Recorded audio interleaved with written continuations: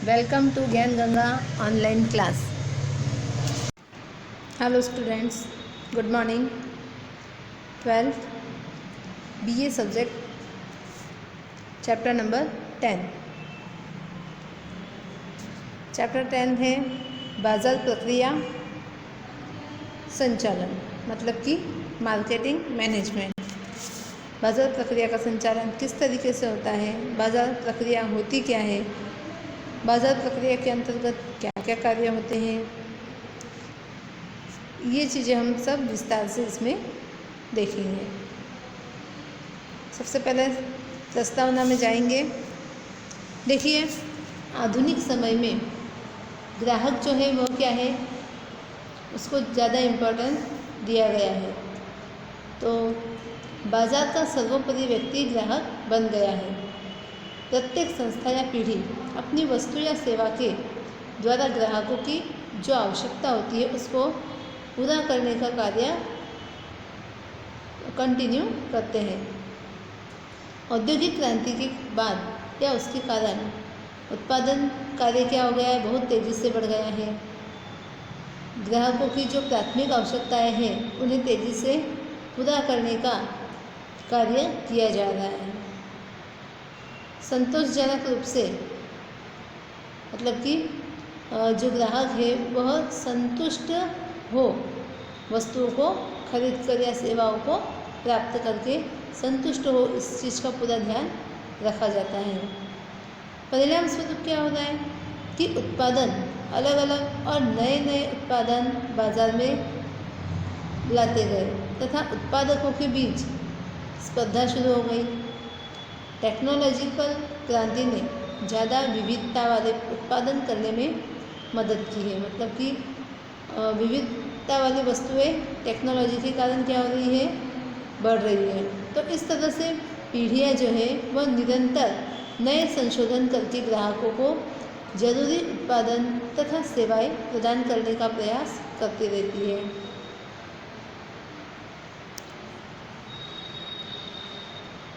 अभी हम इसका अर्थ देखेंगे।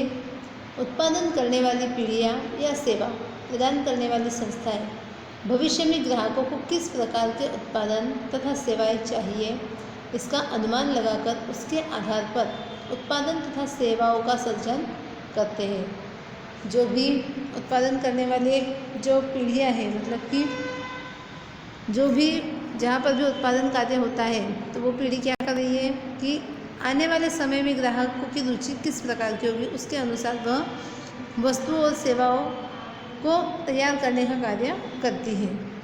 बाजार प्रक्रिया में निश्चित किए हुए ग्राहक समूह की आवश्यकता के साथ किसी भी उत्पादन मिश्र के साथ सामंजस्य बिठाने की प्रक्रिया है। ग्राहक को ध्यान में रखकर उसका उत्पादन ध्यान में रखकर उत्पादन का स्वरूप तैयार किया जाता है। उसकी क्रय शक्ति के अनुसार उसकी कीमत निश्चित की जाती है। बाजार प्रक्रिया में दो मुख्य पक्षकार उत्पादकों तथा ग्राहकों के बीच विनिमय उत्पन्न किया जाता है।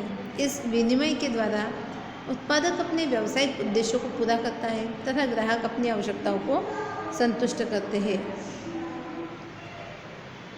अब हम व्याख्या देखेंगे।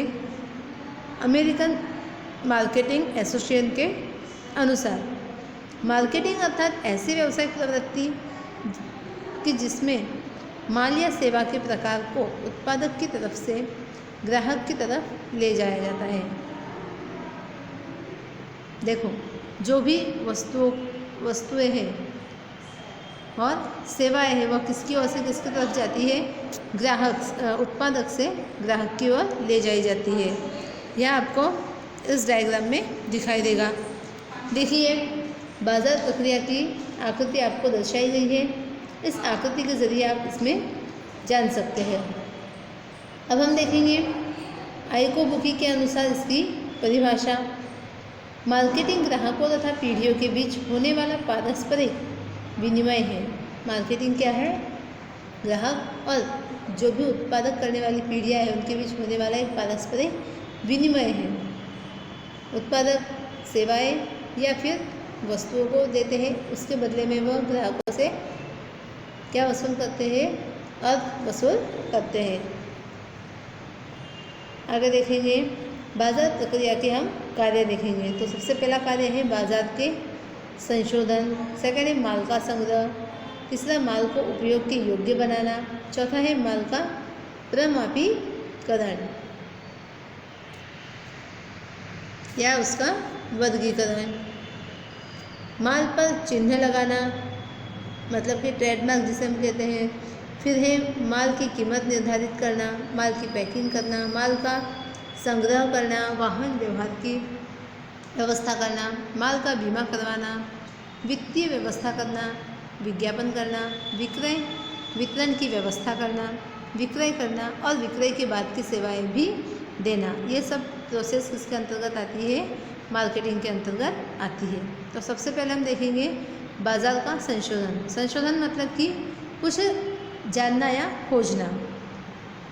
तो मार्केटिंग प्रक्रिया में संशोधन का कार्य किया जाता है क्योंकि आने वाले समय में ग्राहक क्या चाहता है कि अभी फ़िलहाल जो वस्तु या सेवा उसे मिल रही है उससे अच्छी क्वालिटी की वह आने वाले समय में प्राप्त करे। तो इसके लिए क्या किया जाता है? संशोधन किया जाता है। देखिए मार्केटिंग के कार्यों में बाजार संशोधन सबसे प्रथम कार्य है।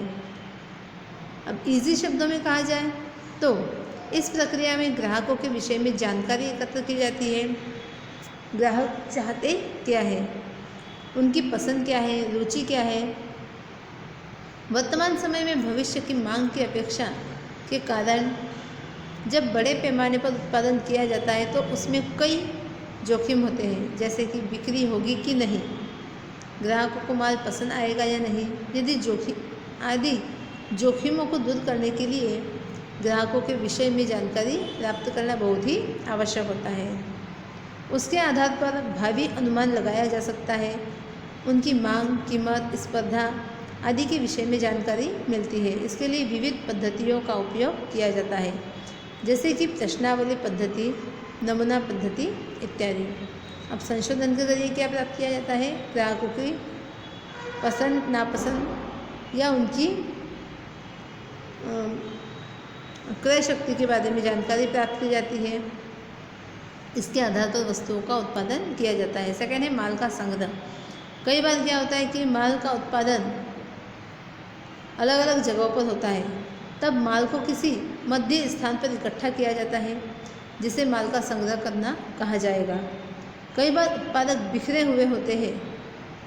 वस्तु का उत्पादन मौसमी होता है, छोटे पैमाने पर माल का उत्पादन होता हो या उत्पादित किए गए माल पर प्रक्रिया करनी आवश्यक है, तब माल को क्या किया जाता है? स्टोर किया जाता है। नेक्स्ट है माल को उपयोग के योग्य बनाना। कई बार माल को उपयोग के योग्य बनाने के लिए आवश्यक प्रक्रिया को करना आवश्यक होता है। इन प्रक्रियाओं को सामान्य रूप से कच्चे माल के संग्रह स्थल पर ही किया जाता है। माल को उपयोग योग्य बनाने से उसकी कीमत बाजार में बढ़ जाती है। ग्राहक की आवश्यकता के अनुसार ही प्रक्रिया की जाती है। यह आवश्यक है। उदाहरण के तौर पर अनाज की साफ सफाई करना, फलों को पकाना इत्यादि। भाई कच्चे फल ग्राहक पसंद करेंगे क्या? नहीं, लेकिन कुछ फल पसंद किए जा सकते हैं। सभी फलों को कच्चा पसंद नहीं किया जाएगा, इसलिए उन्हें पकाना, या फिर सभी ग्राहक एक समान रुचि नहीं रखते, इसलिए अनाज की सफाई करना भी आवश्यक होता है। क्योंकि देखो साफ अनाज लिया जा सकता है तो क्या होगी? ग्राहकों की समय की बचत हो सकती है। नेक्स्ट है माल का प्रमापीकरण तथा वर्गीकरण। माल का प्रमापीकरण एक ऐसी प्रक्रिया है कि जिसमें माल कैसा होना चाहिए उसके गुणधर्म निश्चित किए जाते हैं। माल के लिए गुणधर्म उसके स्तर, रंग, रूप, गंध, स्वाद, पोषक तत्व आदि के हो सकते हैं। कई उत्पादनों में सरकारी प्रमापीकरण भी आवश्यक बन जाता है। वर्गीकरण का कार्य प्रमापीकरण के साथ ही किया जाता है। वर्गीकरण में अलग अलग गुणवत्ता वाला माल अलग अलग वर्गीकृत किया जाता है, जिससे माल के वर्ग की कीमत निश्चित की जाती है। तथा ग्राहक के पास से उचित कीमत भी ली जा सकती है। माल के वर्गीकरण तथा प्रमाणीकरण के कार्य के कारण ग्राहकों को उत्पादन की गुणवत्ता पर विश्वास बढ़ता है। भारत में खेती उत्पादन का वर्गीकरण केंद्र सरकार का बाजार विभाग करता है। औद्योगिक उत्पादनों का वर्गीकरण भारतीय प्रमाण संस्था करती है। अगला है कीमत निर्धारित करना। भाई वस्तुओं की कीमत भी क्या करनी पड़ती है, निर्धारित करनी पड़ती है, उसकी गुणवत्ता के आधार पर, वजन के आधार पर। देखिए, उत्पादक अपने उत्पादन के विषय में विविध प्रकार के खर्चों का अनुमान करता है, जिसमें माल का उत्पादन खर्च, माल का पैकिंग, बीमा, वितरण, विज्ञापन आदि खर्चों का समावेश इसके अंतर्गत होता है। इस कीमत में आवश्यक लाभ की रकम को जोड़कर विक्रय की कीमत क्या की जाती है, तय की जाती है। कीमत निर्धारित करते समय वस्तु की मांग तथा प्रतिस्पर्धियों की कीमत को भी ध्यान में रखा जाता है। पैकिंग से पहले कीमत को निर्धारित करना इसलिए आवश्यक होता है क्योंकि कानून के अनुसार वस्तु की पैकिंग पर कीमत छपनी अनिवार्य होती है। इसलिए पैकिंग से पहले कीमत क्या की जाती है, तय कर ली जाती है। अगला है माल का पैकिंग करना। भाई वस्तु को, सभी प्रकार की वस्तुओं को खुला नहीं बेचा जा सकता है, इसलिए क्या किया जाता है, माल की पैकिंग करना आवश्यक होती है। पैकिंग तैयार माल को क्या करने का कार्य करती है, सुरक्षित रखने का कार्य करती है तथा ग्राहकों को आकर्षित भी करती है। इसलिए कई बार माल का उपयोग किस तरह करना है उसकी पद्धति भी पैकिंग पर छापी जाती है। लगभग प्रत्येक उत्पादन को पैकिंग की आवश्यकता पड़ती है। पैकिंग को उत्पादन के वस्त्र कहा जाता है।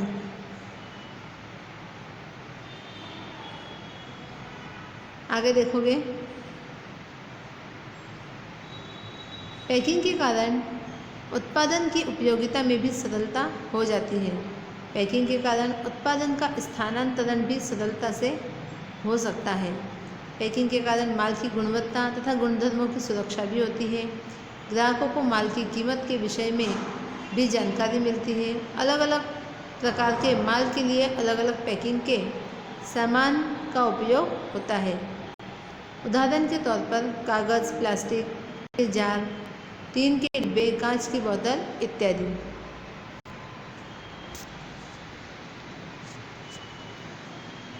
नेक्स्ट है माल का संग्रह करना। ग्राहक की आवश्यकता के अनुसार उत्पादन को बाजार में प्रस्तुत करना आवश्यक होता है। कई बार उत्पादन की मांग तथा पूर्ति के बीच संतुलन बनाए रखना आवश्यक हो जाता है। उत्पादन हमेशा भविष्य की मांग के आधार पर ही किया जाता है, इसलिए माल का संग्रह करना बहुत ही आवश्यक होता है। माल संग्रह के कार्य में माल की गुणवत्ता भी बनी रहे, वो भी नितांत आवश्यक है। माल संग्रह के कारण माल का स्थानांतरण सरल बनता है और माल की उपलब्धता बाजार में बनी रहती है। नेक्स्ट है वाहन व्यवहार। भाई माल को एक जगह से दूसरी जगह ले जाने के लिए वाहन व्यवहार की आवश्यकता होती है। अब एक जगह से दूसरी जगह लाने या ले जाने के लिए भूमि मार्ग, रेल मार्ग या जल मार्ग या हवाई मार्ग का उपयोग हो सकता है। उदाहरण के लिए कार उत्पादक कंपनी बड़े कंटेनर में कारों को एक जगह से दूसरी जगह स्थानांतरित करती है। नेक्स्ट है माल का बीमा करवाना। भाई माल या किसी भी प्रकार की वस्तु का यदि बीमा करवाया जाए तो उसकी भरपाई की रकम वसूल की जा सकती है, लेकिन अगर बीमा नहीं करवाया है तो उसकी भरपाई प्राप्त नहीं की जा सकती है। वर्तमान समय में माल के स्थानांतरण के दौरान माल के संग्रह के समय अनेक प्रकार के जोखिम क्या होते हैं, उठते हैं, जैसे कि माल का चोरी होना, आग लग जाना, लूटपाट होना, हुल्लड़ के दौरान नुकसान होना, डूब जाना आदि प्रकार के जोखिम होते हैं। उत्पादक वितरक इन जोखिमों को देखते हुए क्या करता है, माल की सुरक्षा के लिए उसका बीमा करवाते हैं। माल का बीमा लेने से उत्पन्न होने वाली संभावित नुकसान से क्या मिलती है, हमें सुरक्षा मिलती है। आधुनिक उत्पादक बीमा आधुनिक उत्पादक वितरक क्या करते हैं? आग का बीमा, संपत्ति का बीमा, दुर्घटना का बीमा, समुद्री बीमा, हुल्लड़ का बीमा आदि अनेक प्रकार के बीमा अपनी आवश्यकता के अनुसार वे करवाते हैं। नेक्स्ट है वित्तीय व्यवस्था। भाई व्यावसायिक प्रक्रिया बिना वित्त के संभव नहीं है, तो बाजार के संचालन के सभी कार्यों के लिए आवश्यक कार्यशील पूंजी की व्यवस्था करनी होती है। इस ज़रूरत की संतुष्टि के लिए पहले से वित्तीय आयोजन आवश्यक है। बाजार के संचालक को किस बाजारी कार्य में कितने धन की आवश्यकता होगी, कब चाहिए आदि बातों का आयोजन करना होता है। कई बार मौसमी उत्पादनों के लिए किसी निश्चित मौसम में विज्ञापन किया जाता है, इसके लिए धन की व्यवस्था पहले से ही करनी पड़ती है। आवश्यक समय में धन की उपलब्धता तथा बाजार संचालन के अलग अलग कार्य जैसे कि विज्ञापन अभियान, वितरण व्यवस्था बनाना, माल का ब्रांडिंग करना, बाजार का संशोधन करना वगैरह के बीच संकलन करने का कार्य क्या कहलाता है? बाजार संचालन कहलाता है। नेक्स्ट कार्य है विज्ञापन। भाई वस्तु के बारे में अनेक लोग जानकारी प्राप्त करें तो इसके लिए क्या ज़रूरी होता है? विज्ञापन ज़रूरी होता है। मांग के अनुसार या मांग के अनुमान के आधार पर तथा धन की उपलब्धि के अनुसार विज्ञापन की व्यूह रचना की जाती है। विज्ञापन के कार्य का आधार उत्पादन का प्रकार, प्रतिस्पर्धी के विज्ञापन की व्यूह रचना तथा उपयोग किए जाने वाले माध्यम की प्रभावशैली पर निर्भर करता है।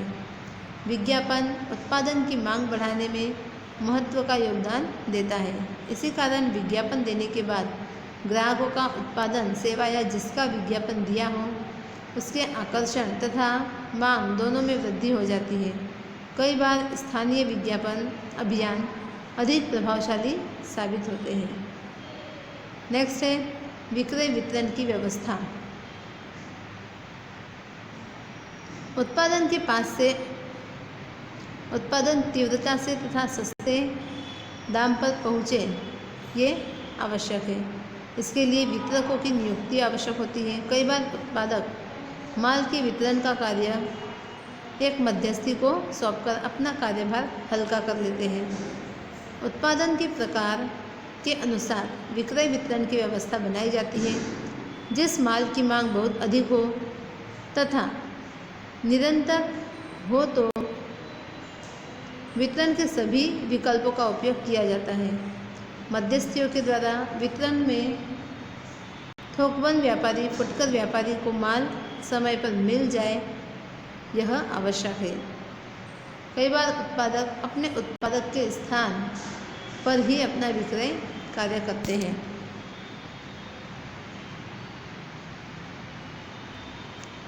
नेक्स्ट है विक्रय। बाजार संचालन में विक्रय एक विनिमय प्रक्रिया है जिसमें माल ग्राहक को सौंपा जाता है तथा विक्रय करके माल का मूल्य या कीमत वसूल की जाती है। विक्रय के कार्य में मध्यस्थियों की भूमिका बहुत ही महत्वपूर्ण होती है। जिसके प्रमाण में विक्रेता अधिक सक्रिय हो उतनी ही बिक्री में वृद्धि होती है। कई बार उत्पादक ग्राहकों को प्रत्यक्ष विक्रय करते हैं। विक्रय इसमें सबसे प्रभावशाली तरीका व्यक्तिगत विक्रय का होता है। नेक्स्ट है विक्रय के बाद की सेवाएं। भाई वस्तु को बेचने के बाद भी कई प्रकार की सेवाएं विक्रेता हमें देता है। जैसे कि किसी प्रकार की इलेक्ट्रॉनिक वस्तु को यदि खरीदा जाए तो उसको फिटिंग करने का कार्य या उसका डेमो दिखाने का कार्य वो लोग करते हैं, तो ये विक्रय के बाद की सेवाएं कहलाती है। विक्रय माल से ही मार्केटिंग का कार्य पूर्ण नहीं होता, परंतु संतुष्ट तथा स्थायी ग्राहक प्राप्त करने के लिए ग्राहकों की शिकायतें सुननी पड़ती है। दोषयुक्त माल वापस लेना पड़े या उसे बदलना पड़े, आवश्यकता के अनुसार मरम्मत की सेवा देनी पड़े। कई बार उत्पादनों में ग्राहक के घर पर उसका निर्देशन करना पड़ता है। एयर कंडीशनर, टेलीविज़न, घर घंटी, रेफ्रिजरेटर जैसी वस्तुओं में जिसमें कि टेक्निकल जानकारी की आवश्यकता हो, उसके लिए विक्रय के बाद की सेवा की व्यवस्था करनी पड़ती है और वे लोग देते भी हैं। उत्पादन को विक्रय के बाद की सेवाओं का नेटवर्क बनाना पड़ता है। तो यहाँ पर हमने ये सारे पॉइंट्स पढ़ लिए हैं। नेक्स्ट हम अगले वीडियो में देखेंगे।